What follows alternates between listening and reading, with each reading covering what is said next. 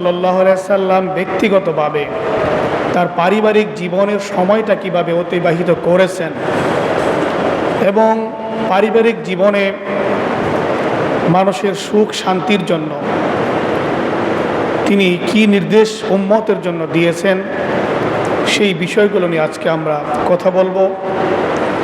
আমাদের বর্তমানে এই বিশ্বে পারিবারিক কলহ, দ্বন্দ্ব, ঝগড়াঝাটি, গতকালকেও একটা নিউজ আমরা দেখতে পেয়েছি চট্টগ্রামে বাবার হাতে সন্তান খুন হয়েছে।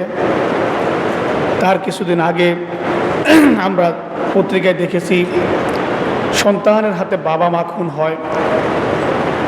এই ঘটনাগুলো কিন্তু আমাদের দেশে আমরা বিভিন্ন সময় লক্ষ্য করি।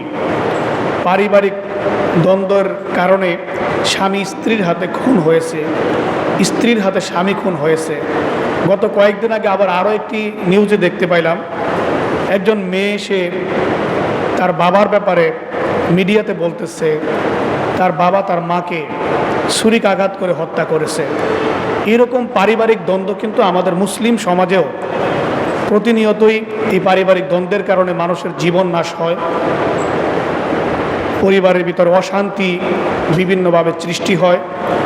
পরকীয়া এবং স্বামীর পরকীয়া, স্ত্রীর পরকীয়া, এই নানা ধরনের কারণে আজকে আমাদের পারিবারিক অবস্থাটা কিন্তু আগের তুলনায় অনেকটা ভেঙে পড়েছে। আজকে আমাদের এলিট শ্রেণীর কাছে পারিবারিক গুরুত্ব অনেক ক্ষেত্রে কমে গিয়েছে। আমাদের এই সমাজের শিক্ষিত একটা অংশের মধ্যে স্বামী স্ত্রী দুজনই চাকরি করে, সার্ভিস করে, ফলে তাদের যে আভ্যন্তরীণ বোঝাপড়া, আভ্যন্তরীণ যে সম্পর্ক, স্বামী স্ত্রী দুজনে মিলে তাদের সন্তানদেরকে ভালো মানুষ বানানোর জন্য যে পদক্ষেপ, সেই ক্ষেত্রেও কিন্তু অনেকটা ভাটা পড়েছে। আজকে আমাদের একটি সোসাইটিতে স্বামী স্ত্রী দুজনই কর্ম করে, সন্তান লালন পালন করার জন্য কাজের মানুষ রেখে দেওয়া হয়েছে, এমন একটা সোসাইটি আছে না? তো প্রকৃতপক্ষে একজন সন্তানকে যদি তার মা বাবা যত্ন না করে, মা বাবা যদি তাকে আদব কায়দা শিক্ষা না দেয়, তাহলে সে যার সঙ্গে থাকবে তার যে প্রভাব, তার ভিতরে যে আচরণ, সেই আচরণটাই কিন্তু এই সন্তানের ভিতরে সৃষ্টি হবে। সন্তানের ভিতরে ওই কাজের যে লোকটা, তার যে ব্যবহার, তার যে অভ্যাস, এগুলো এই সন্তানের ভিতরেও প্রভাবিত করবে।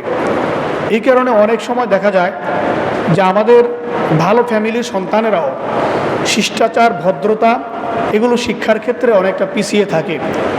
এই সব কিছু মিলিয়েই আজকে আমরা যদি আমাদের পরিবারের মধ্যে শান্তি প্রতিষ্ঠা করতে চাই, আমাদের ছেলে সন্তানদেরকে যদি আমরা ভালো মানুষ হিসাবে গড়ে তুলতে চাই, আমরা পরিবারের মধ্যে যদি পরস্পরের স্বামী স্ত্রীর সম্পর্ক যদি আমরা আরও মজবুত করতে চাই, ভালোবাসা যদি আমরা আরও বৃদ্ধি করতে চাই, আমাদের পরিবারের মধ্যে যদি আমরা স্বর্গীয় একটি সুখ আমরা যদি নিয়ে আসতে চাই, তাহলে আমাদেরকে অবশ্যই মহানবী সাল্লাল্লাহু আলাইহি সাল্লামের পরিবার কেমন ছিলেন, কেমন ছিল, মহানবী সাল্লাল্লাহু আলাইহি সাল্লাম স্বামী হিসাবে তার স্ত্রীদের সঙ্গে কেমন আচরণ করতেন এবং মহানবী সাল্লাল্লাহু আলাইহি সাল্লামের স্ত্রীরা তার সঙ্গে কেমন আচরণ করেছেন, এই বিষয়গুলোর শিক্ষা আমাদের পরিবারের মধ্যে চর্চা হওয়ার দরকার আছে না?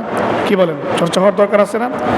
এগুলো না থাকার কারণেই আজকে আমাদের এই পরিবারের বিভিন্ন ধরনের সমস্যা দেখা